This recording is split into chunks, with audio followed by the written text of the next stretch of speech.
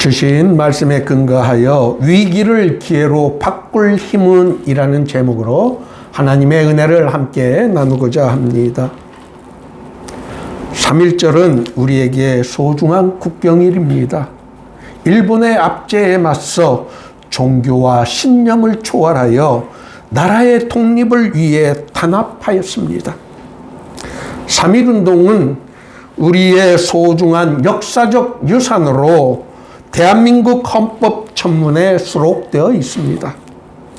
그 훌륭한 유산을 가진 우리가 어제 3.1절에 나라가 마치 두 동강이라도 난 것처럼 대통령 탄핵 문제로 첨예하게 갈려 곳곳에서 서로를 반대하는 집회를 가졌습니다. 희망을 찾기 힘들었던 그 어려웠던 시절에도 나라의 독립을 위해 우리의 선조들은 기꺼이 하나가 되었습니다. 우리는 그분들에게 참으로 부끄러운 후손이 되고 말았습니다. 무엇이 우리를 이렇게 부끄럽게 만들었을까요? 우리는 지금 국가적으로 위기의 순간을 살아가고 있습니다. 위기를 어떻게 극복하느냐에 따라 어떤 나라는 더욱 부강한 나라로 되거나 아니면 역사의 뒤안길로 사라졌습니다.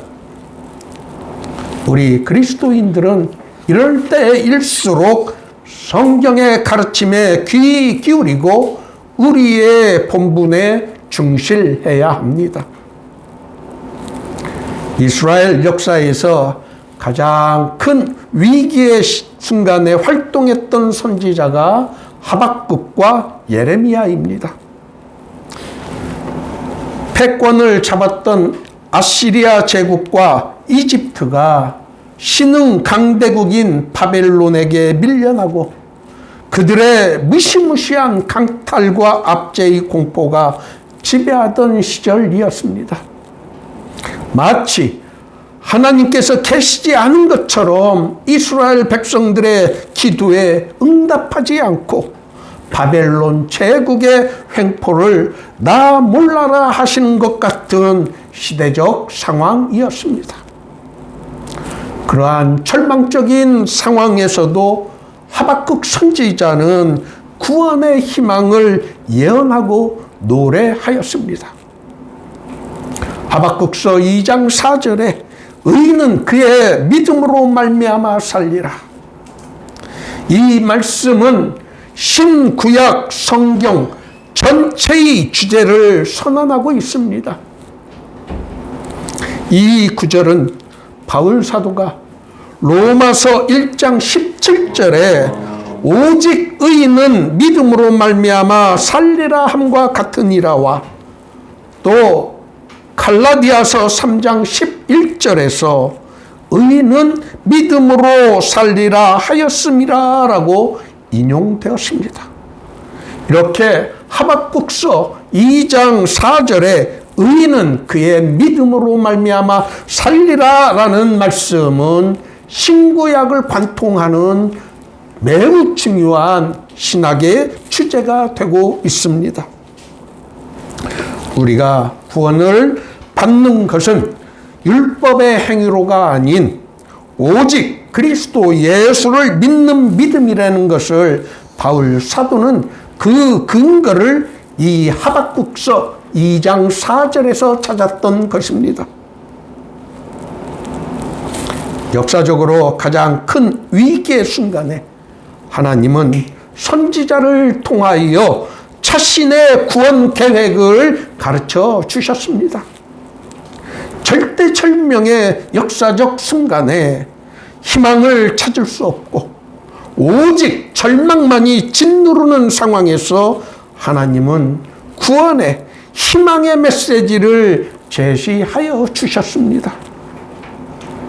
인간의 노력이 이제는 더 이상 작동되지 않는다고 판단되는 절망적인 순간에 하나님의 구원의 약속이 제시되었고 희망이 작동되기 시작한 것입니다. 사람들은 절망적인 상황에서는 쉽게 포기하고 또 세상을 원망하기 쉽습니다. 그러나 그런 위기의 순간이 바로 하나님의 도움이 시작되는 은혜의 시간입니다. 참으로 역사적인 아이러니와 역설, 패러독스가 아닐 수 없습니다. 그래서 우리 인간은 하나님이 하시는 일을 우리의 이성으로는 파악할 수 없는 것입니다. 그런 위대한 역설을 깨달은 하박국 선지자는 백척간두의 위기의 순간에 자신들이 처한 절망적 상황에서 감사의 찬양을 드렸던 것입니다. 오늘 본문이 바로 그런 역설적 상황을 잘 보여줍니다. 비록 무화과 나무가 무성하지 못하며 포도나무에 열매가 없으며 감람나무에 소출이 없으며 밭에 먹을 것이 없으며 우리의 양이 없으며 의양간에 소가 없을지라도 나는 여호와로 말미암아 즐거워하며 나의 구원의 하나님으로 말미암아 기뻐하리로다. 주 여호와는 나의 힘이시라. 나의 발을 사슴과 같게 하사 나로 나의 높은 곳에 다니게 하시리로다.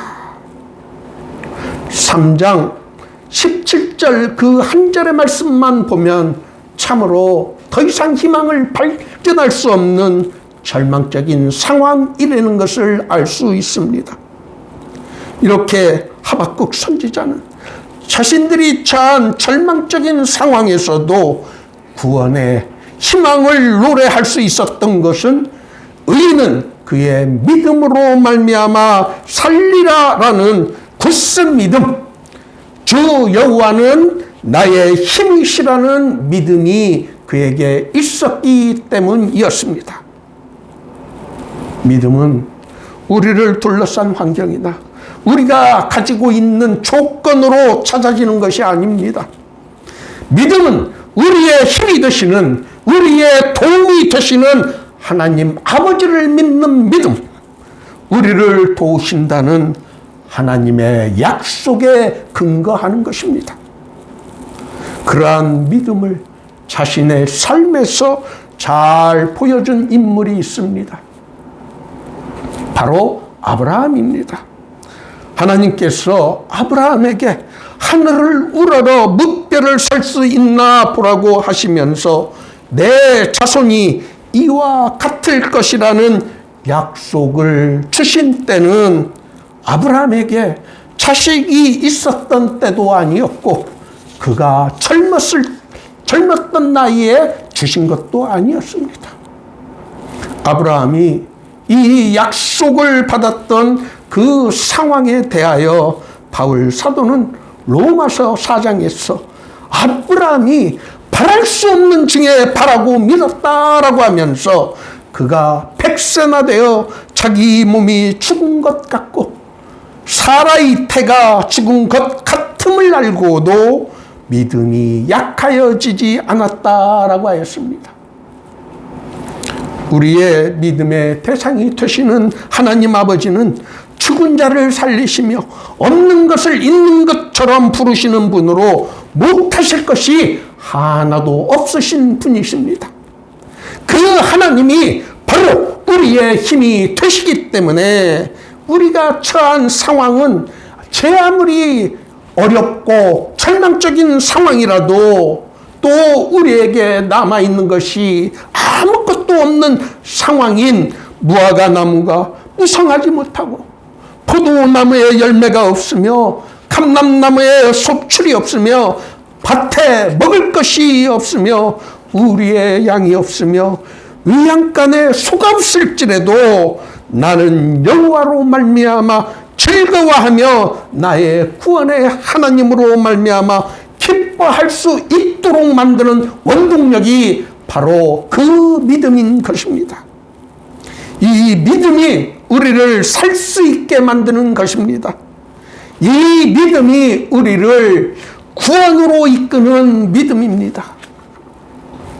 우리나라에 닥친 위기의 본질은 바로 우리에게 이 믿음이 있느냐 없느냐의 문제입니다. 우리가 바로 이러한 믿음을 가질 때 우리 사회가 겪고 있는 이 위기가 도리어 우리에게 축복의 시간으로 하나님의 도우심을 체험할 수 있는 은혜의 기회가 될 수 있습니다. 오늘 모두의 교회 예배에 참석하신 여러분 모두가 아브라함이 가졌던 이 믿음으로 우리에게 닥친 어려움을 극복할 수 있는 은혜를 체험하실 수 있기를 예수님의 이름으로 축원합니다. 아멘.